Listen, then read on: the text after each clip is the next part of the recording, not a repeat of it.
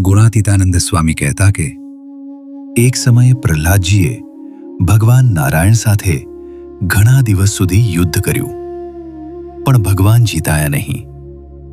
પછી ભગવાને પ્રહલાદને કહ્યું કે એ યુદ્ધ કરીને તો હું જીતાઉં એવું નથી.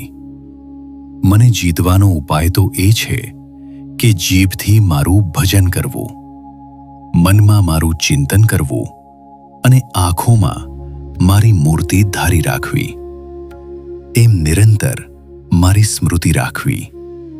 પછી પ્રહલાદે એવી રીતે અભ્યાસ કર્યો ત્યારે ભગવાન 6 મહિનામાં તેમના પર પ્રસન્ન થઈ ગયા. માટે ભગવાનને રાજી કરવા આ ઉપાય સૌથી શ્રેષ્ઠ છે. તે બધાએ શીખવો.